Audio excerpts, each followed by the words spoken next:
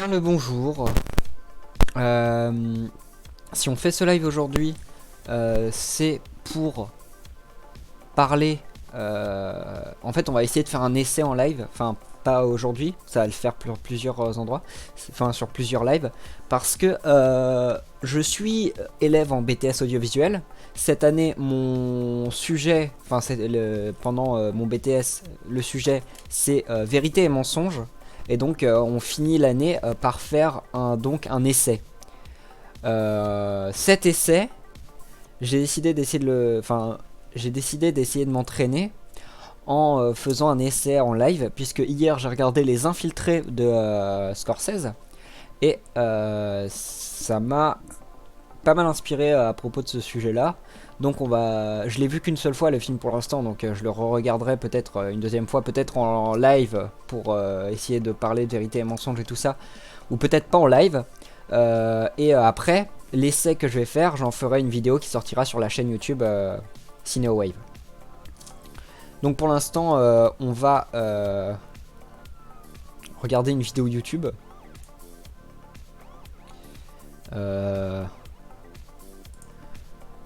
Hop, voilà. Oh, attends.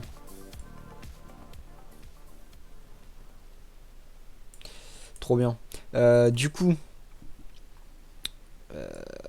sur un faux raccord sur les infiltrés. Le but, c'est vraiment de se mettre dedans, d'apprendre plein de petites anecdotes sur le film. euh, Après la première diffusion. Ensuite, d'avoir une deuxième diffusion, puisque je l'ai découvert totalement, je ne connaissais rien, je ne connaissais pas du tout l'histoire. Après avoir une deuxième diffusion qui soit vraiment plus poussée, avec un regard un peu plus critique dessus, pour pouvoir ensuite commencer à faire un essai. Donc là, c'est vraiment du tranquille. Pour l'instant, on est vraiment dans... on regarde des trucs et on dit un peu ce que ça nous évoque, on écrit, on note, on se fait paillèche, quoi. Voilà. Et donc je sortirai certainement les VOD parce que je pense que ça peut être utile pour n'importe qui a envie d'essayer de faire un essai. Après, je dis pas que je sache faire un essai, hein. Je dis juste... je dis pas grand chose en fait, je dis rien. Ça sera mieux comme ça. Allez, ne parlons plus. Allons-y. Je vais peut-être mettre le son. Oh, sérieux, vous l'avez vraiment fait? Bon bah allez-y, lisez-le moi. Bon, dans mes jours de malheur, Michel, seul entre mille, vous m'êtes resté fidèle où tant d'autres m'ont fui. Le bonheur m'a prêté plus d'un lien fragile, mais c'est l'adversité qui m'a fait un ami. C'est ainsi que les mers, calmes et sans orage, peuvent d'un flot d'azur bercer le voyageur, mais c'est le vent du nord, c'est le vent des naufrages, qui jette sur la rive une perle aux pêcheurs. Et du moins j'aurais pu, frère, quoi qu'il m'arrive, de mon cachet de deuil sceller notre amitié, et que demain je meure ou que demain je vive, pendant que mon cœur bat, vous donnez la moitié. Ah la vache, ça c'est hyper beau Michel, là ça me touche vraiment là. Par contre c'est bizarre, ça me dit vaguement quelque chose. Oula, dis donc Michel, il faut qu'on commence là, hein. Ah oui, pardon, oui. Allez, bonjour à tous et bienvenue dans Fort Accord, votre analyse d'après-film en compagnie de Michel, le spécialiste technique de l'émission et poète. Bonjour Michel. Bonjour Michel, une tronche plein de sang, un rail dans le champ, rien ne m'échappe. Et cette semaine Michel, on va débusquer des gaffes chez... Les infiltrés. Allez sauver un chaton dans un arbre, pédale de mes couilles. Oulala, désolé tête de con, je suis déjà occupé avec ta mère. Non Michel, on n'insulte pas les mamans, on l'a déjà dit ça. Ouais, pardon. Celui aussi, il me cherche. Bon, savez-vous quand se déroule le début du film, Michel? Dans les années 60 Non, 70... Non, 80. Non mais c'est pas le jeu des devinettes, Michel. Soit vous savez, soit vous savez pas. Je sais pas. Bon, le tout début du film se passe dans les années 70 et on peut s'apercevoir... Je l'avais dit, 70. Non mais fermez-la maintenant. On peut voir juste... Tu aimes les bandes dessinées? Ici, ce comic book de Wolverine. Et celui-ci n'est paru qu'en 1989. Ah, c'est très bien trouvé ça, on démarre bien. Merci Michel. Passons à cet extrait. Regardez. Pause. La femme tombe sur l'homme, ok? Ah, ok. Mais plan suivant, hop, la voilà à côté maintenant. Mais elle a peut-être glissé, chef. Vous êtes con. Mais non, parce que si je refais lecture, tac, elle est à nouveau étendue sur l'homme. Mais elle est peut-être remontée, chef. C'était drôle la première fois, Michel, mais là, c'est juste triste. Enfin bref, passons à cette séquence. Pour moi, l'école est finie. Pause. Ici, Léo tient une cigarette. Pas bien de fumer. Bah justement, il ne tire pas sur sa clope. Sauf que sur le plan suivant, hop, il se retrouve à faire des ronds de fumée. Ah, c'est balèze ça. Sans savoir fumer, ça relève de l'exploit. Hein. Et ça relève aussi de la gaffe. Tout comme cette scène, regardez. Pause. Vous voyez la signature de Costello là? Ouais. Et ben juste après...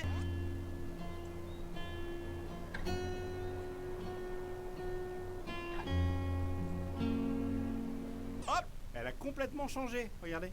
Ah, en effet, ouais. Le F est totalement différent et l'écriture ici est beaucoup plus ronde que là. C'est très bien vu ça, Michel, hein, à croire qu'il paume tout le temps les accessoires sur les films en fait. Et ça tombe souvent sur les notes ou les signatures. C'est quand même pas de bol, hein. Enfin bref, regardez ça maintenant. Léo va s'énerver.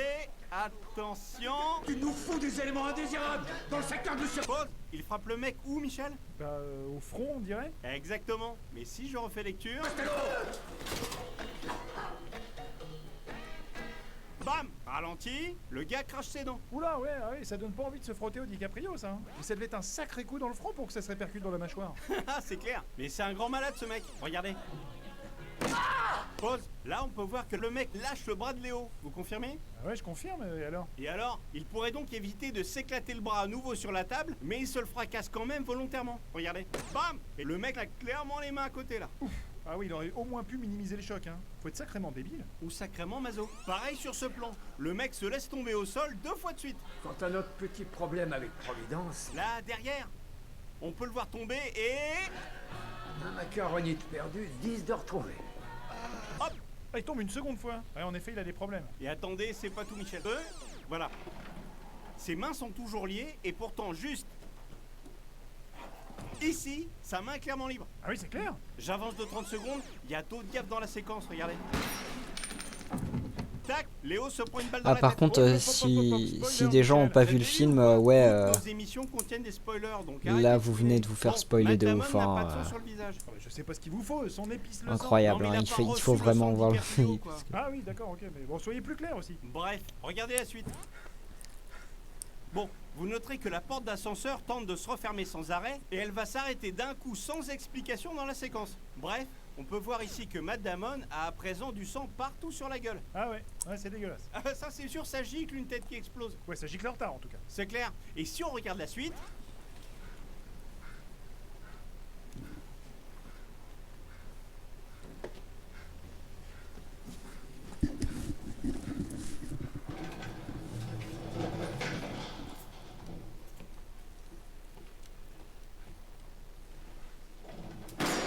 Tac! Le gars a mis ses genouillères pour pas abîmer ses petits genoux. Et il tombe en arrière. C'est vachement utile. C'est pas faux. Et vous noterez que ça y est, la porte d'ascenseur a arrêté de bouger. En effet, ouais. Regardez ça maintenant. Pause. Vous voyez ici? Bah c'est quoi? Ça, mon bon Michel, c'est des rails de travelling. Oh, excellent. Oui, oui, je Effectivement. sais. Passons à cet extrait. Incroyable.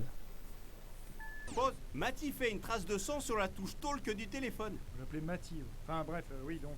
Regardez la suite. Hop, elle a disparu. Ah ouais. Et juste après... Pause. Il découvre que DiCaprio est joignable au 617 869 1469. Ok, je note. Donc il appelle.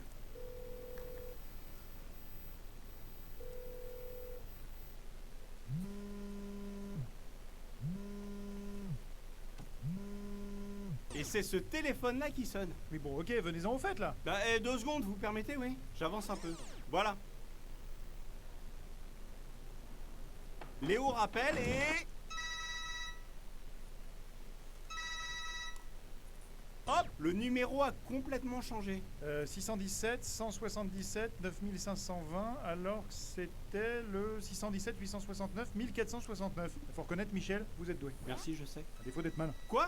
Non, rien, enchaîné. Ouais, j'ai entendu, hein. Bon, puisqu'on est sur les chiffres, on va finir là-dessus. Regardez. Pause. L'année de naissance de Léo est 1984.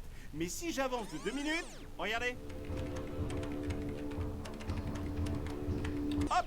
Ah ouais, c'est maintenant 1980. Bien vu ça. Vous avez fini, Michel? Ouais, on peut peut-être arrêter les frais là? Peut-être. Peut-être pas. Peut-être allez vous faire foutre. Et peut-être ta gueule, non aussi? Bon, allez, Michel, vous énervez pas. C'est la fin de cette émission. On se retrouve la semaine prochaine pour un nouveau Fort Accord. Et j'aurai du lourd, du très très lourd.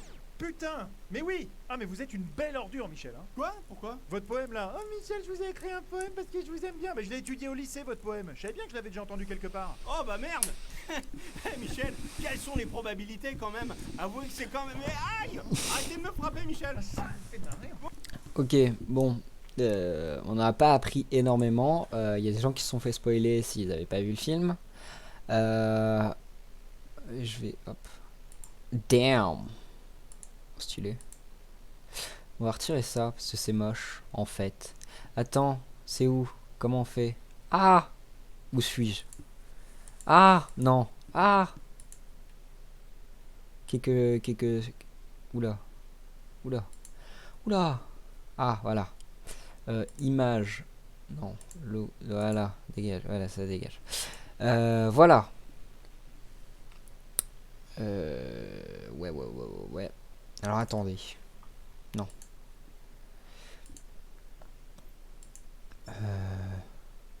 Hop. Oh, sérieux, vous l'avez vraiment Oula. fait? Oula. Bon, bah, allez-y, Chut, lisez-le moi. tu te tais. Du coup, maintenant, est-ce que on a quelque chose? On va regarder des analyses du film, peut-être. Analyse les infiltrés. Est-ce qu'il y a des gens bien qui ont fait des analyses une analyse des infiltrés? Est-ce que c'est un... Avez-vous remarqué les infiltrés? Encore des spoilers.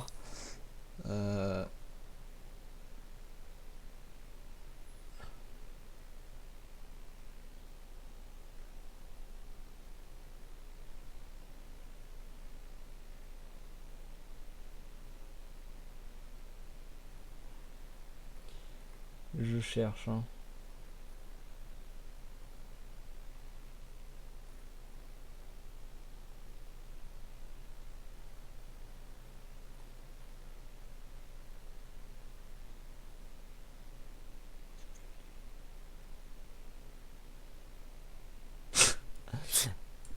Et celui-là, je suis obligé de le mettre parce qu'il est incroyable.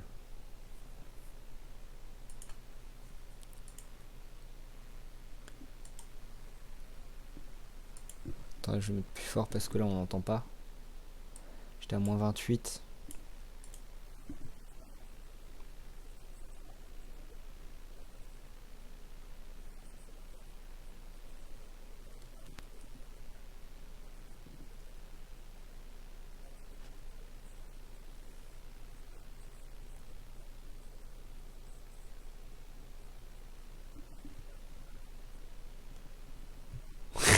Voilà, non mais juste ça. Ça m'a fait délirer. Rien que pour ça, ce film est cool déjà.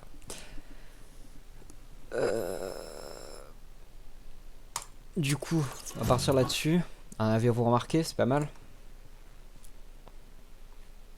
Choupap touap, pap pouap, choupap touap. Les petits détails des plus grands films, bienvenue dans Aviez-vous remarqué? Une guerre larvée entre la police et la mafia irlandaise, des agents doubles et un jeu dangereux entre Jack Nicholson, Matt Damon et Leonardo DiCaprio. Pas de doute, vous aurez reconnu le film Les Infiltrés de Martin Scorsese.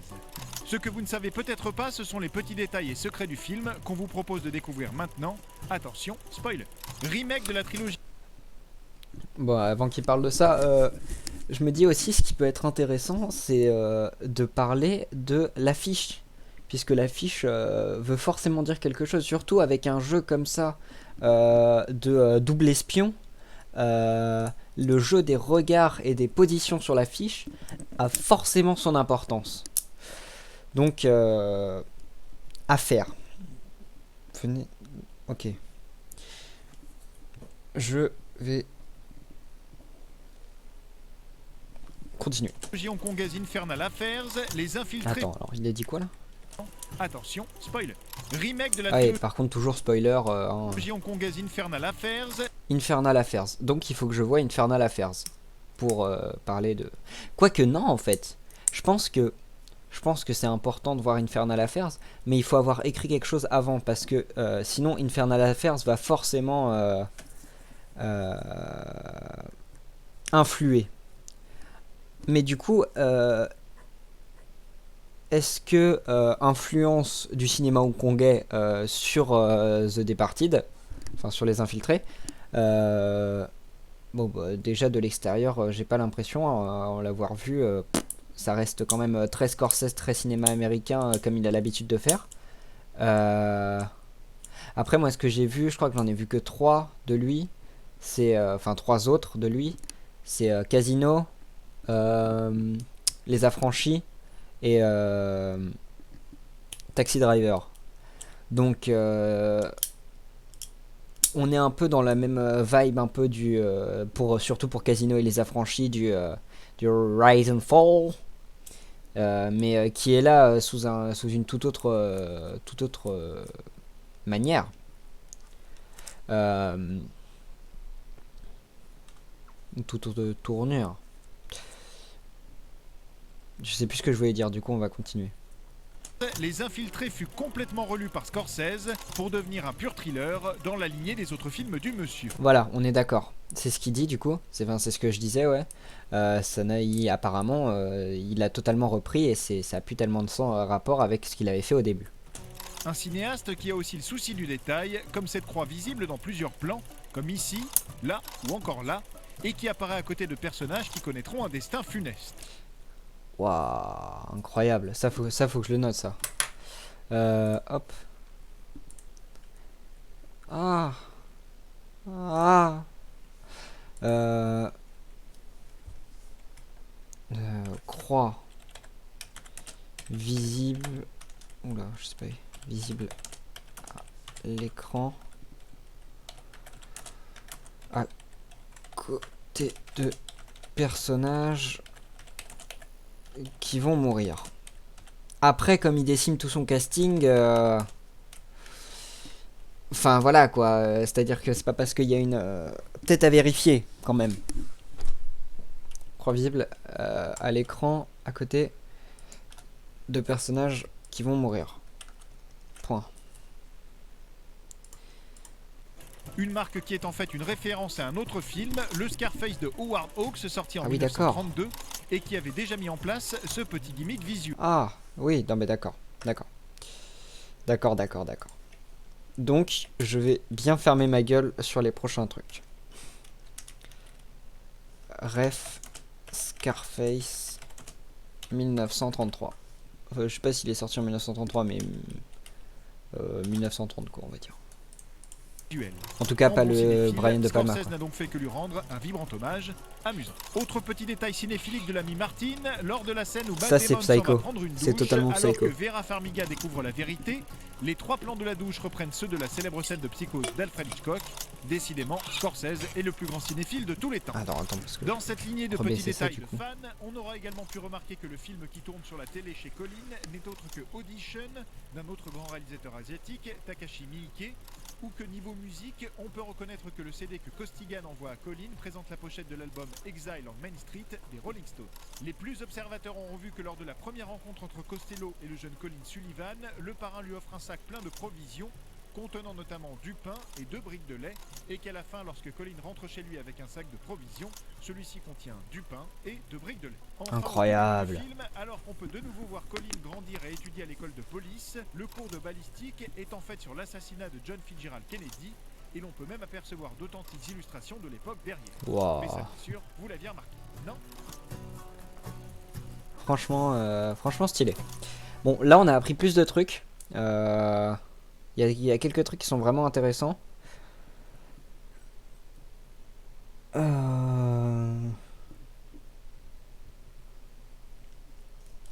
Donc c'est cool. Par contre, j'aimerais bien avoir un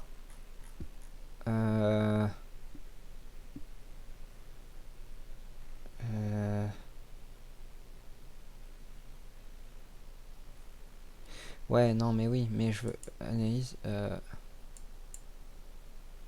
critique. On va mettre une critique peut-être, même si on s'en fout en fait de ton avis en fait.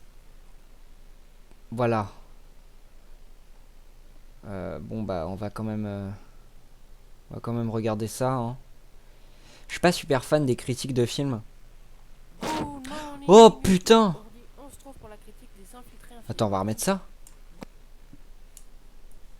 Incroyable, attendez. Good morning. Ça y est, vous êtes mort? Incroyable.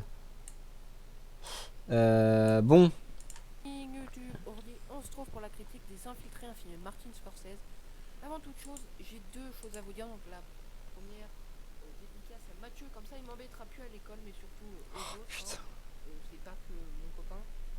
C'est pas que mon copain d'abord. La deuxième chose, c'est que vous avez remarqué que ça fait presque un mois que je n'ai pas allé sur YouTube. Eh, ce mec il fait plus de vues que moi. Très simple. C'est qu'en fait, Trop drôle. ceux qui ne savent pas, j'ai déménagé. Du coup, je suis allé chez mes grands-parents. Là, il y avait du wifi. Mais Je m'en bats les couilles. Genre vraiment, je m'en bats la race. C'est incroyable. Mais je sens que son analyse va être nulle à chier. voir très très souvent dans ma chambre, du coup, mais elle me demande tout le temps si ça va, et du coup, j'ai pas eu le temps de faire des critiques. Merci. Bon, Voilà. Et puis, j'ai déménagé. prend vraiment 6 minutes à regarder ça. On va faire une connexion wifi. Ta gueule! Pff, incroyable ça. Il va juste dire j'ai bien aimé, il va casser les couilles. Avis sur les infiltrés. D'accord. Critique. The Departed Review.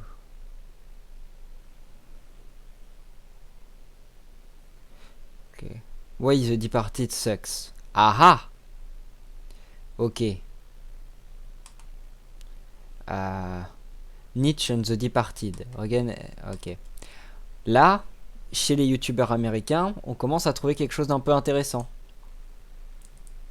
On va mettre les sons. Hard was released in 2006, starring Leonardo DiCaprio as Billy Costigan, a Massachusetts state trooper who was sent undercover into the city's Irish mob run by Frank Costello, played by Jack Nicholson. Meanwhile, Colin Sullivan, played by Matt Damon, is a mob lord working for the state police at the behest of Costello. The plot of the film revolves around the two moles trying to ascertain each other's identity. The film was directed by Martin Scorsese and earned him his first Academy Award for Best Director. The film also won Ok. Best Picture, Best Ta gueule. Editing, and Best...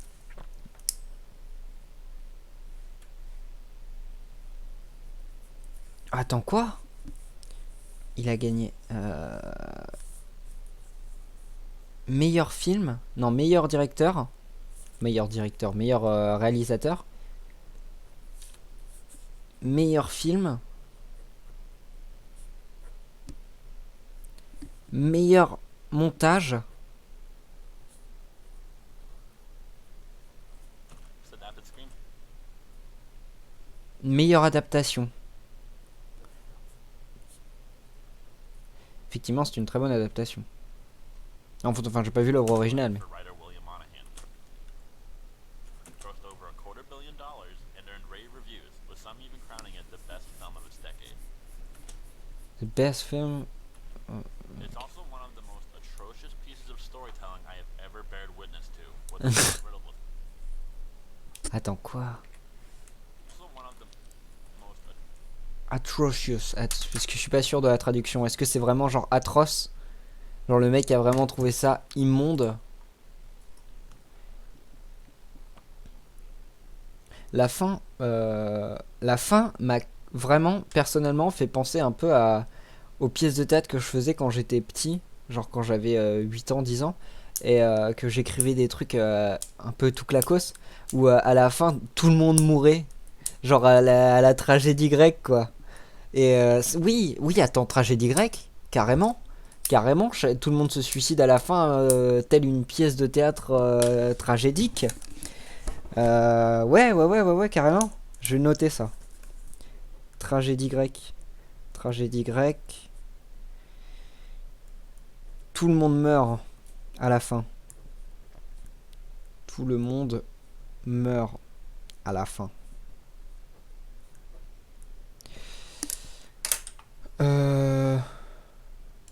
Oui, du coup, je voulais chercher. Nouvelle fenêtre.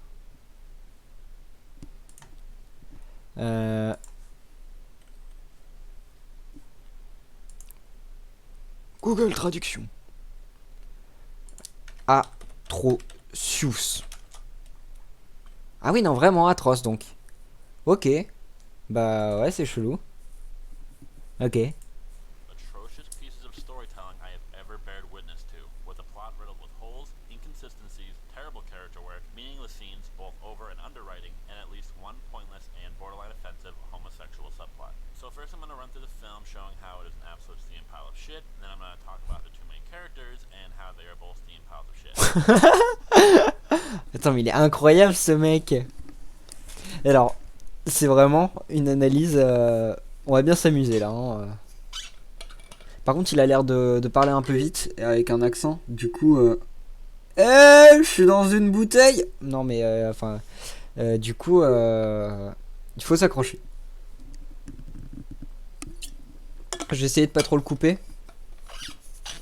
40 minutes. On va peut-être pas regarder ça tout de suite. Hein. J'ai pas forcément le temps là. On va se garder ça peut-être. Nietzsche and the Departed, ça dure 14 minutes. Et The Departed Review, 3 minutes. Tu sens encore la... Oh putain. Tu sens encore la vidéo YouTube de qualité. Ouais, on va la regarder quand même celle-là. Hi, my name's John Campea of the Movie Blog, and this is my quick 3-minute review of Martin Scorsese's The Departed. Now, for those of you who don't know, The Departed is a remake of an Asian film by the name of Infernal Affairs. And simply put, Infernal Affairs is my all-time favorite cop movie. Having said that, you can kind of understand why I felt a little bit of excitement and apprehension at the same time when I heard they were doing a remake. But for all of those people out there who think remakes are never good, The Departed proves that theory wrong. The Departed simply is, from start to finish, an absolutely magnificent film, and easily the best film Scorsese's done since... Ouais, donc là, il suce totalement. Lui, il est pas parti sur le truc. Ok, c'est le meilleur film de Scorsese qu'on ait jamais vu, quoi. Goodfellas. I might have even liked it more. Attends, quoi? Meilleur que Goodfellas? Quand même pas. Non. The Departed est très bien, mais il est pas mieux que Les Affranchis. Les Affranchis, c'est le bonheur ultime.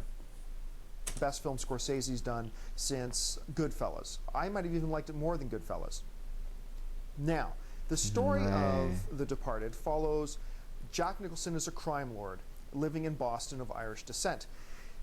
Very early on, he took a young kid and planted him in the police academy, and now that young kid, who turns out to be Matt Damon, has grown up and he is a high-ranking guy in the police force who feeds information to Jack Nicholson so Jack Nicholson can stay one step ahead of the law. Frustrated with this situation, the police force, in this case headed by Martin Sheen and his lieutenant Marky Mark of his Funky Bunch, recruit Leonardo DiCaprio and plant him in the crime organization. Now you have the crime organization and the police who each have a mole in it. Nobody knows who the moles are, and the race is on to see who can find out who the rat on the other side is first. This film is a brilliant story, as I said, from its original called Infernal Affairs, that was adapted beautifully in... Moi, je dirais que ce qui me fait penser le plus à du cinéma coréen, enfin du cinéma hongkongais, du coup, c'est la symbolique qu'il y a dans le rat, dans l'animal du rat. Parce que je trouve qu'il n'y a pas tellement ça dans l'Occident, non, enfin du côté américain, européen, tout ça.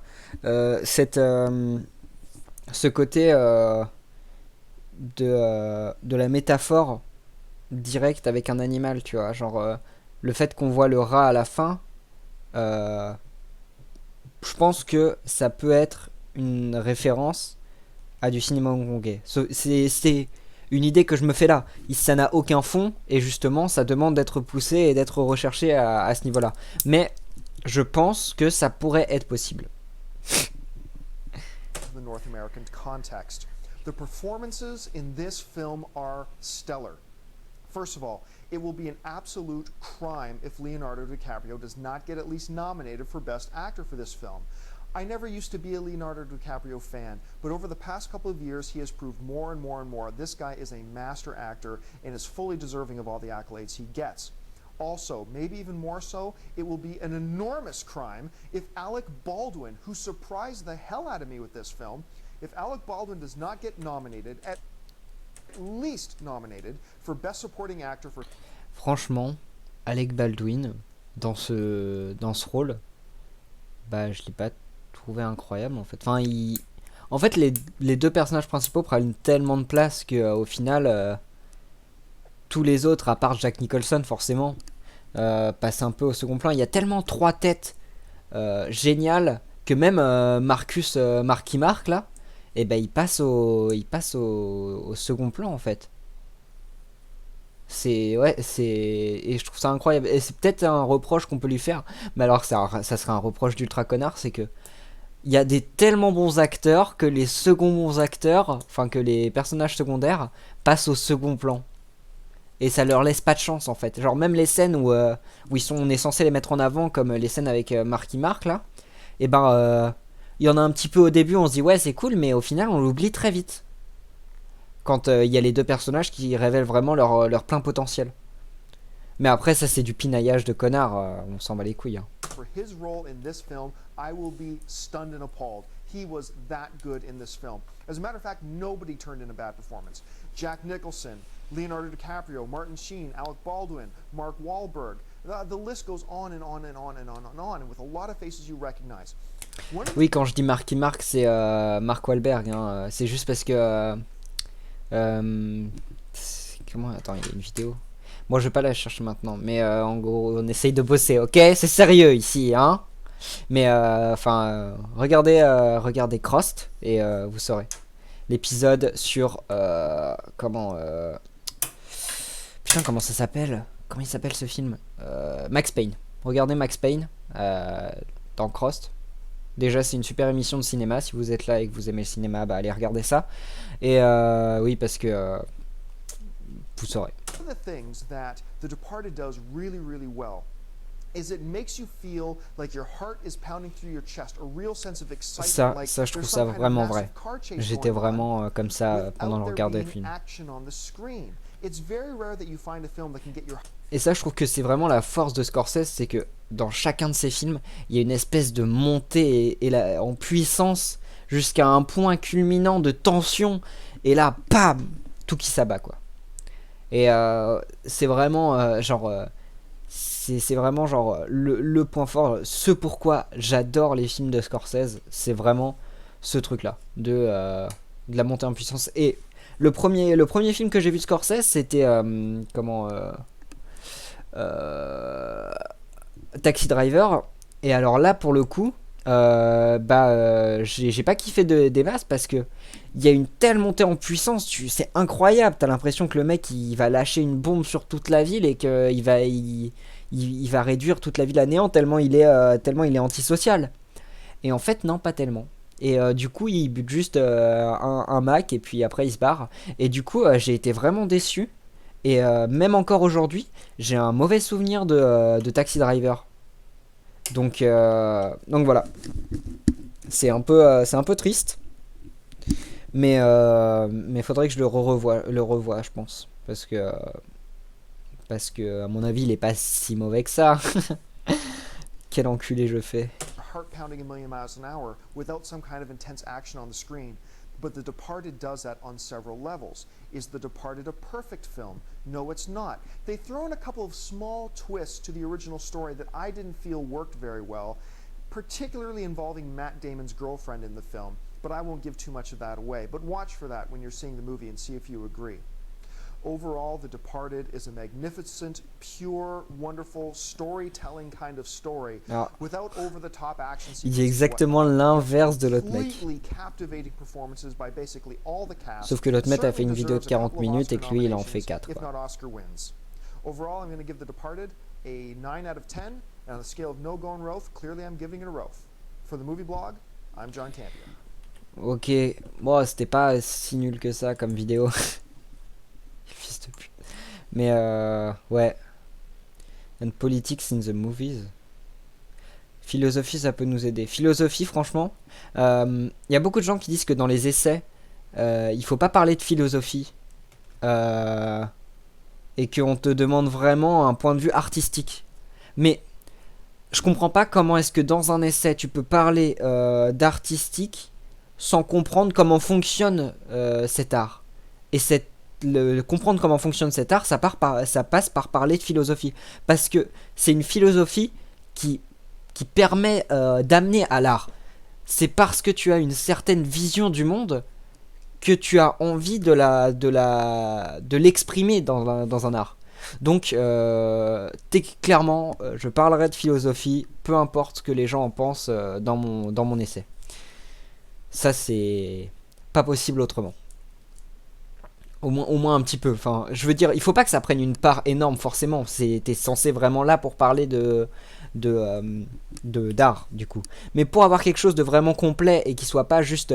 enfin, qui soit pas plat, en fait, pour qu'il y ait vraiment une profondeur dans ce que tu penses, je pense que c'est vraiment important de passer par la philosophie.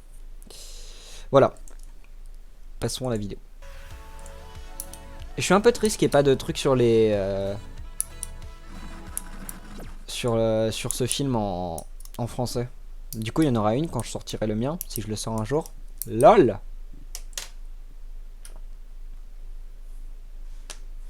What does Nietzschean mean? Well, on its face, it means related to the worldview of 19th century philosopher Friedrich Nietzsche. Sure, but another definition is someone who supports the philosophy of Nietzsche.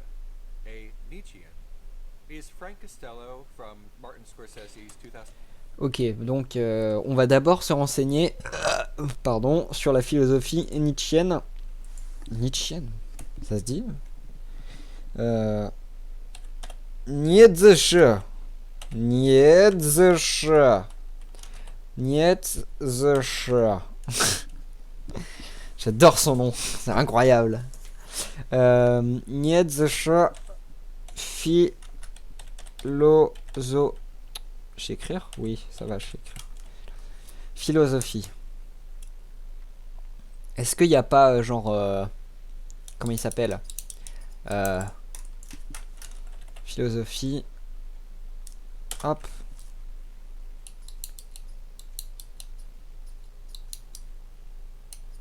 La morale des winners, ok.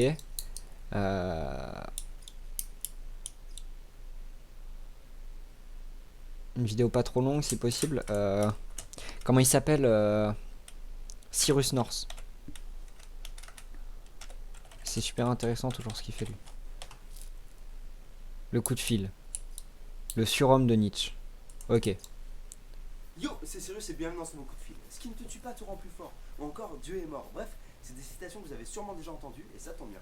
Parce qu'on va attaquer l'un des épisodes les plus demandés depuis la création de l'émission.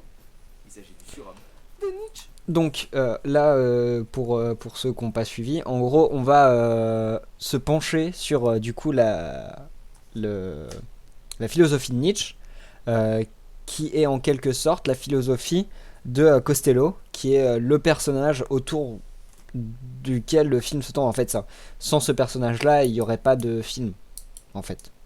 Voilà. Friedrich Wilhelm Nietzsche est un philosophe allemand. Alors il a deux particularités. Déjà au niveau de son nom, il a toutes les consonnes dedans. Nietzsche. Nietzsche. C'est plutôt simple, hein, vous mettez tout. Et ensuite au niveau du physique, c'est quoi cette moustache? Le mec a une moustache plus épaisse que ses cheveux. Hein. On dirait un balai. Quoi. J'adore les saucisses des Francfort. Mon chien. Il a étudié la philologie, c'est l'étude d'une langue à partir des textes. Il est devenu lui-même professeur de philolo. Mais il a pas pu continuer longtemps parce qu'il avait des maux de tête à répétition, genre hyper violents. Donc il arrête à 35 ans. Et là, pendant 10 ans, il donne tout ce qu'il a et il publie la majeure partie de ses œuvres. Sachant qu'à ce moment, il passe déjà sa vie dans une grande solitude. Et là, à 45 ans, sa maladie le plonge dans un état critique, genre en mode légume, pendant 10 ans. Alors, monsieur Friedrich, on dit plus rien là, hein? Enfin, ça rend plus fort alors ou pas? C'est schlag.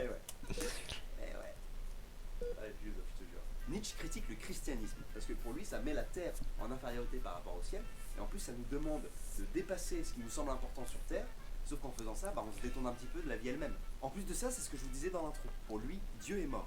Alors ça implique pas mal de choses cette mort de Dieu. Déjà ça veut pas dire que plus personne ne croit plus en Dieu, hein, c'est pas ça. Ça veut juste dire que nos valeurs ne reposent plus sur la foi. Or l'héritage de notre morale, en tout cas chez nous, il est judéo-chrétien, c'est-à-dire qu'il vient de tout ce qui est tu ne tueras point, etc. Donc si on perd notre foi, le système va finir par se rompre. Et on assiste du coup à une dévalorisation des valeurs supérieures, comme les valeurs de justice, liberté, moralité, etc. Mon père, on vient d'apprendre que Dieu est mort. Mais enfin, ça fait 40 ans que j'ai donné ma vie pour le Seigneur. Ah, je sais. Bref, les valeurs, du coup, moi je vais me faire des putes et finir Pokémon. Et ciao. Troublant cette histoire. Continue Thomas, s'il te plaît. La conséquence de ça... Oh mon dieu! Oh non! Oh là là! La blague du prêtre pédophile! C'est lien avec ce bon. qu'on pourrait le penser. Non, chez Nietzsche, il y a deux formes de nihilisme. Il y a d'abord le nihilisme passif, hein, c'est celui qui considère que la vie n'a pas trop de sens, donc il se demande à quoi bon.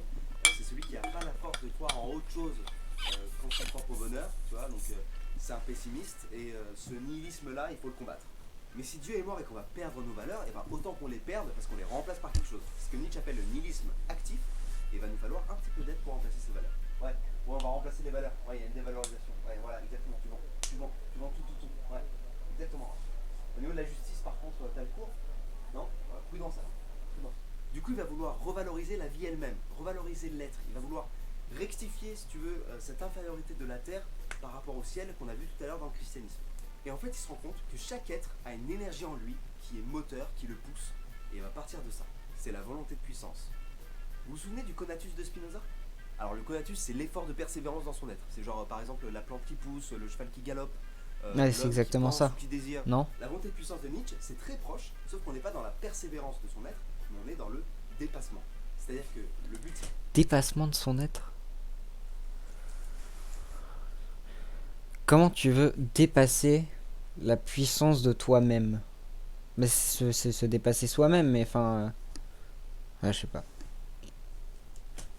pas de conserver sa puissance, mais c'est de l'augmenter indéfiniment. Et si on va à Non l'incarner, mais augmenter sa puissance indéfiniment, mais ça me paraît vachement chaud quand même. Hein. Ah, c'est con ce que je dis, mais j'ai du mal à me le représenter là. l'incarnation de cette volonté de puissance la plus haute, la limite vers plus l'infini pour les matheux, on arrive au surhomme. Alors pourtant j'ai bien suivi la notice, mais je suis pas sûr que ce soit la bonne manière pour dépasser mon être. Je suis pas sûr. Enfin, tu me diras, le ridicule ne tue pas. Ce qui te tue pas te rend plus fort. Donc peut-être que le ridicule te rend plus fort. Ah j'avoue, j'avais pas pensé à ça. Et là vous en pensez quoi?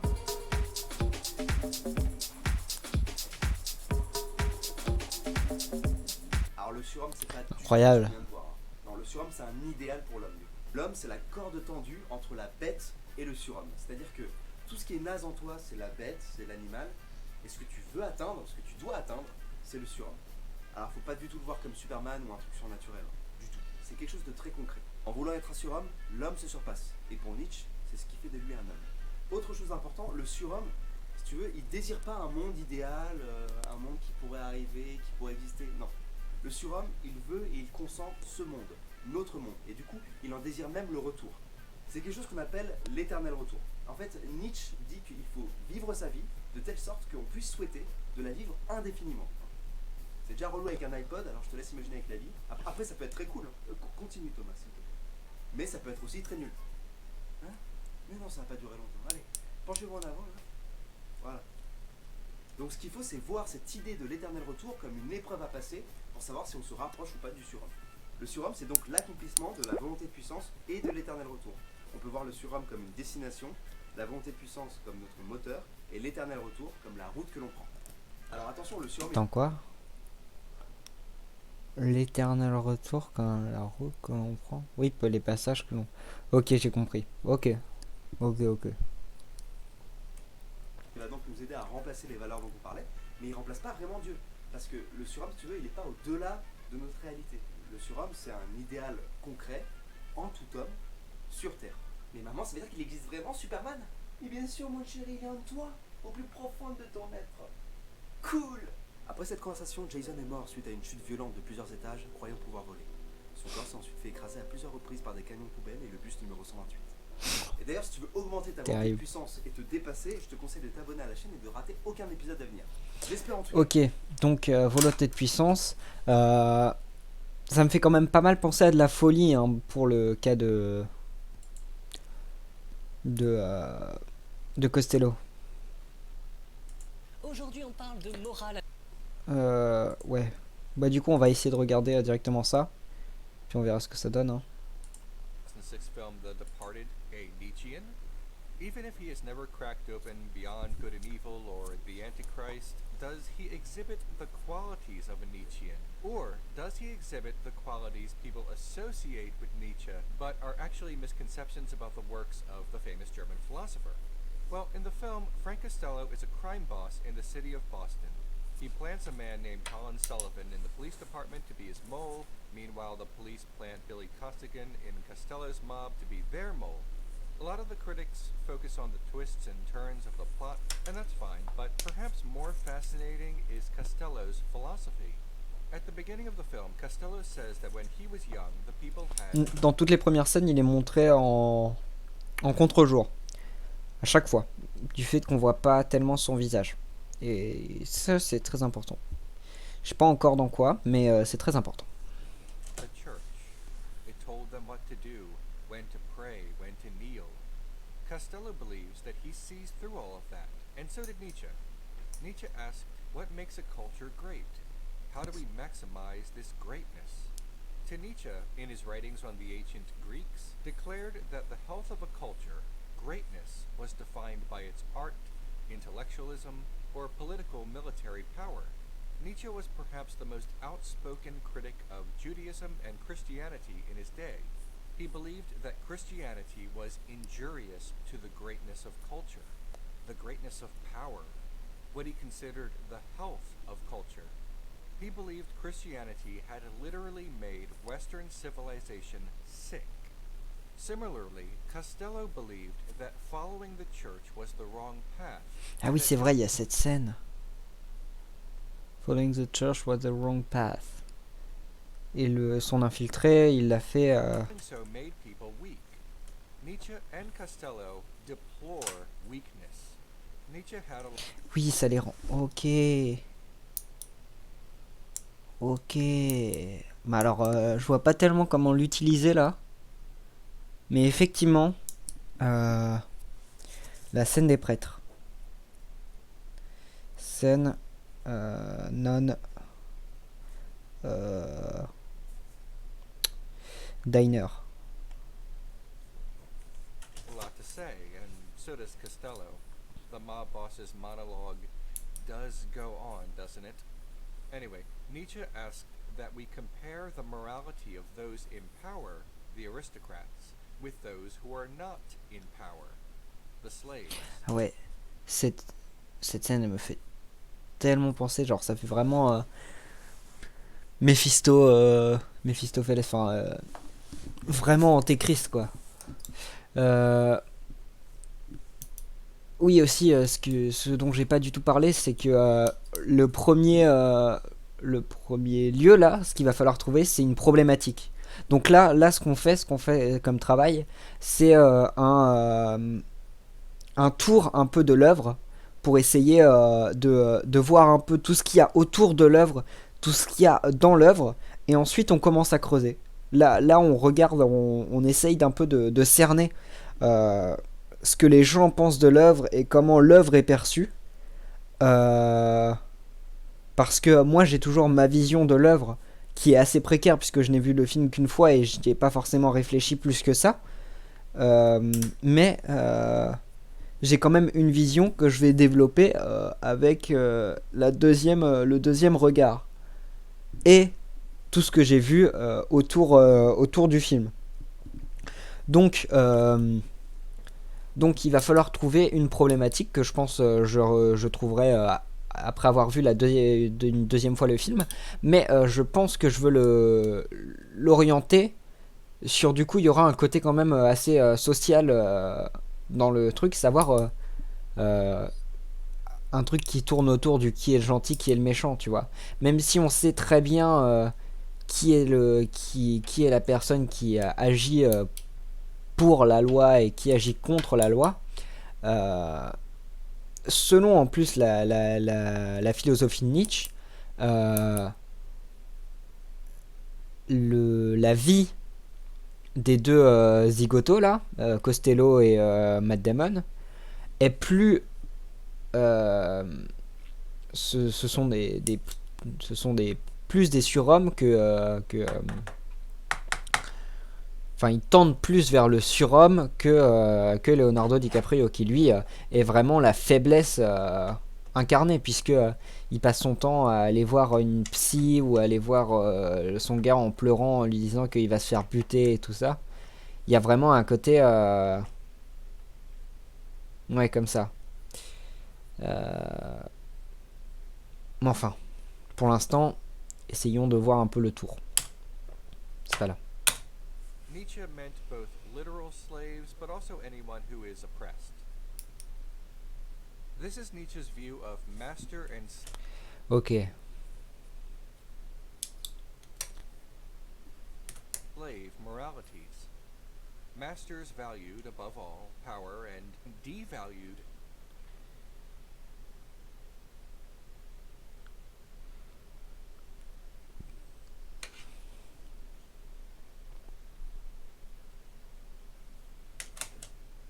the slaves, the oppressed. Conversely, the oppressed valued compassion for themselves and believed too much power, in this case held by their oppressors, was wrong. It's a crisscross of values. The oppressed understandably saw a lack of compassion in the aristocrats and called this lack of compassion evil. To Nietzsche, the oppressed invented God to explain their own suffering and to believe there will be something more, an afterlife, to make all of this suffering bearable.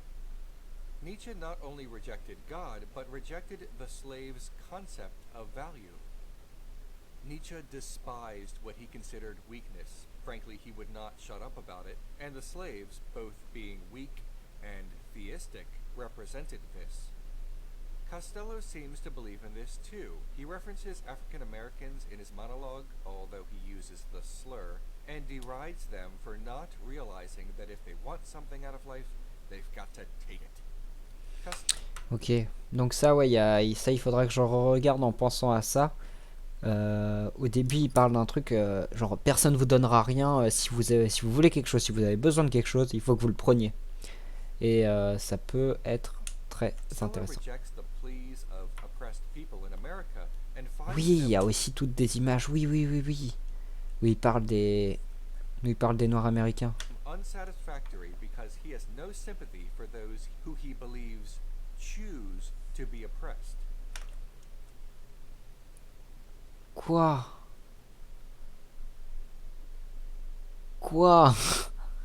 Ouais, alors non, parce que là, il n'a pas de sympathie pour Zouz, c'est les Noirs américains, parce qu'ils pensent qu'ils ont choisi d'être oppressés. Et là, on est sur un truc assez chaud, quoi. Assez le mec est vénère, quoi.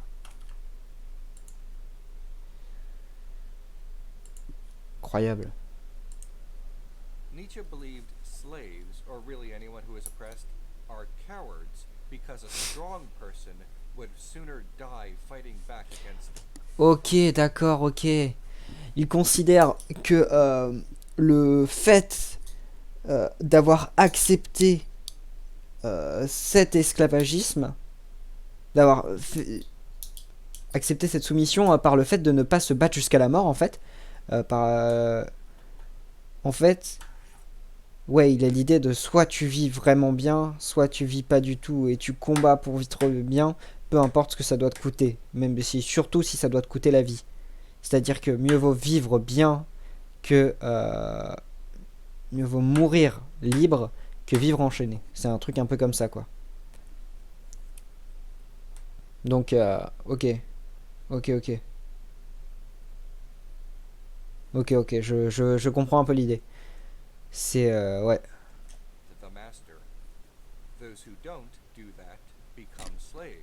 Donc ça c'est l'idée de Costello, hein, pas forcément celle de Nietzsche. Je sais pas si c'était vraiment ça l'idée.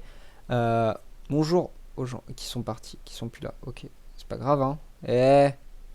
Mais je sais pas si c'est l'idée de Nietzsche ou de Costello. Enfin non, c'est l'idée de Costello, mais je pense pas que ça soit l'idée de Nietzsche. Ça me paraît vraiment super bizarre que ça soit quelque chose comme ça.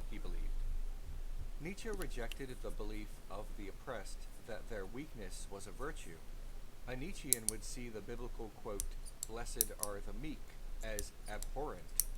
Nietzsche believed this slave morality was invented by Jews because what would a modern German philosopher be without some anti-Semitism, right?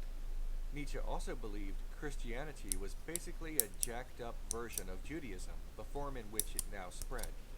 The Roman Empire, a powerful cultural entity to Nietzsche, adopted Christianity and ruined culture for everyone because Christianity is slave morality. The masters, meaning the Romans, chose slave morality, and Nietzsche hated this. He wanted culture to fight back and become powerful. He wanted to make Western civilization great again. When Costello encounters men and women of the church, he also remarks on their poor choices. A nun is hinted at being Costello's former lover before she took her vows. Costello sees her newfound chastity not as strength, but as a weakness. He has no respect for her. Most people in the 19th century, and indeed now in the 21st century, still identify as believers or religious in some way. But Nietzsche saw that religion was becoming less of a focus in everyday life. People don't often choose their professions or spouses based on advice from their priest. These decisions are separate from that of religion. Nietzsche wrote, "God is dead, God remains dead, and we have killed him." Human beings, he said, invented God because of the aforementioned slave-master relationship, and we are now in the process of stripping the power of the concept of God from our lives. Even though Nietzsche was an atheist, he didn't necessarily believe this death of God in society was definitely a positive. Because in order for this to be beneficial to society, we would need to replace the values of God Attention, with new values. encore un But spoiler. what would these Bah non. values be? Well, the values that Frank Ah non, ça Costello va. seems to hold dear. Pride, desire, and power. He is prideful. He remarks that he does not really need the money, especially at his age, but he does what he does because it makes himself feel powerful. He has lustful desires, and he notes that he doesn't actually need sex at his age either. He only desires it, perhaps as status. And power, well, that is what... C'est vrai. Il a pas... il ne veut pas avoir de relations sexuelles. Il ne veut pas avoir de pouvoir. Enfin, il ne veut pas utiliser sa relation sexuelle. Il ne veut pas utiliser son pouvoir. Quoique il l'utilise quand même. Il veut juste en avoir. Savoir qu'il en a. Savoir qu'il a de l'argent. Juste en gagner plus. What he wants most of all. These are all classical virtues that men like Aristotle talked about. If Christians thought of these things as sins, and Christianity is wrong to Nietzsche, then he concluded that these problematic virtues might be good. It's not as black and white as that, though. See, belief in God, Nietzsche said, makes us ashamed of our strongest instincts, and if belief in God is wrong, then following our strongest instincts must be right. If slave morality is wrong, then master morality is correct. The desire for power is not immoral, he thought. Reality is a will or urge to create forms that are powerful, what Nietzsche called the will to power. Everything living seeks to express its strength. Now, Nietzsche did literally say that an act of torture, rape, or murder is not intrinsically wrong, but he said this because nature, the only reality to him, is intrinsically torturous, rapacious, and murderous. Nietzsche did not necessarily recommend cruelty. His influence might not have been so great had he been so overt, but he claimed that a morality's value is how it helps or hinders a culture's greatness, and the effect it has on the actor, not the person who is affected by the act. So, while it is true that Nietzschean morality does not recommend cruelty, Nietzschean morality does seem to excuse it in some cases.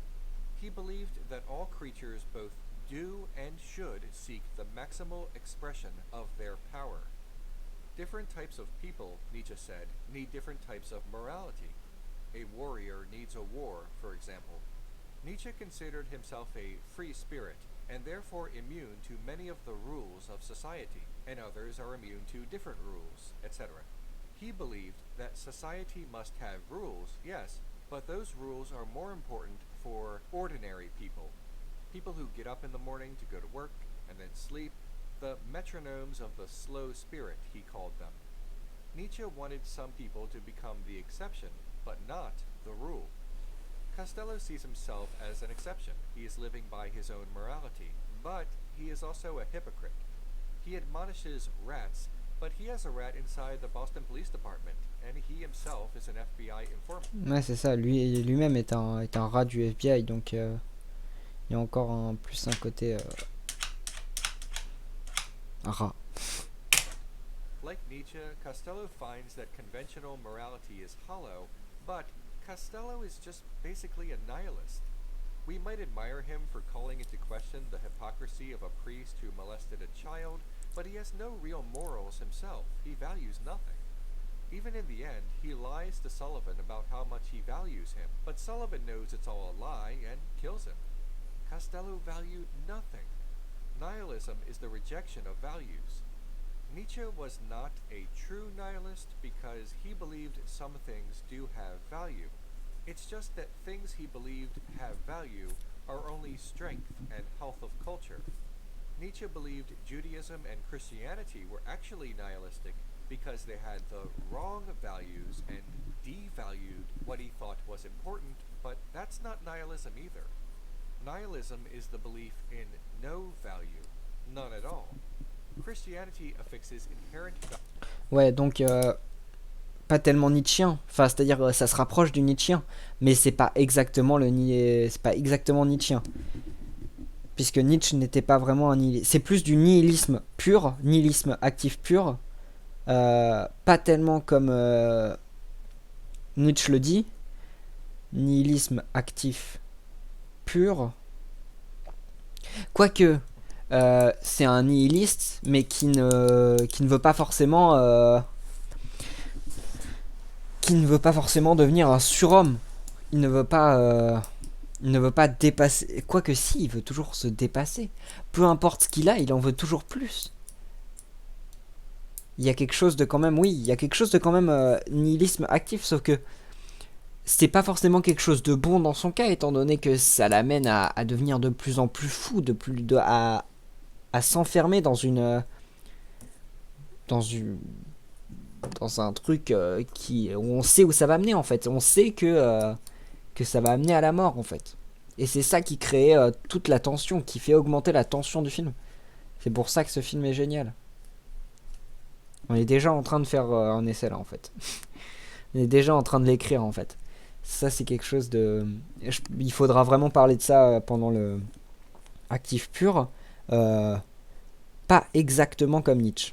Pas exactement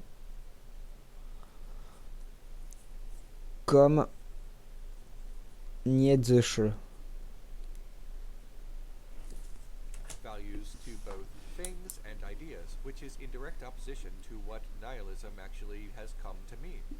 So when people say Nietzsche was not a nihilist, that is true in that whenever he wrote about nihilism, he called it a great crisis and not something to be held dear. But because he considered nihilism to be something completely different, the sickness of culture due to what he believed was slave morality, and may as well have used a different word altogether, this information is not relevant in determining whether or not Nietzsche or his works are nihilistic or promote nihilism under the more standard definition. I hope that clears that up, but if I know Nietzsche disciples and nihilists, it definitely won't. Nietzsche wrote, "The demand of one morality for all is detrimental to the higher men." This hierarchy, this notion of different rules for different men, whether Nietzsche meant it one way or another, leads to some dangerous places. Let's not dance around this. Nietzsche's work was popular among fascists, and frankly, some of that continues to this day. Historically, Mussolini found Nietzschean philosophy very attractive, as did Hitler. Nazis brought up the concept of the Nietzschean Übermensch as justification for their alleged superiority, though that is a bit of a bastardization of the concept. Costello, believing himself to be above all others and able to see the truth in all things, may have thought of himself that way too. Nietzsche presented the Übermensch as the creator of new values. An Übermensch is the solution to the problem of the death of God and nihilism. If the Übermensch acts to create new values within the moral vacuum of nihilism, there is nothing that this creative act would not justify. Because individuality is put on such a pedestal, modern Nietzschean thinkers sometimes rank individuality above all. If you have ever heard anyone yell about how the collectivists are secretly working towards a weaker Western culture, you will recognize this. Anyway, in the film, Costello tells the young Sullivan, growing up, you are told that you could be a cop or a criminal, but when facing a loaded gun, what is the difference? Costello definitely does. Ah, j'avais pas entendu ça. Bonjour à la personne qui est là. Comment vas-tu? Ça va? On fait un live où on essaye d'écrire un essai.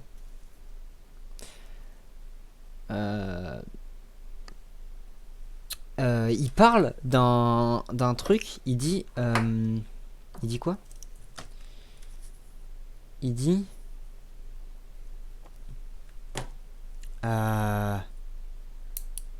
attends, merde, je viens de me perdre.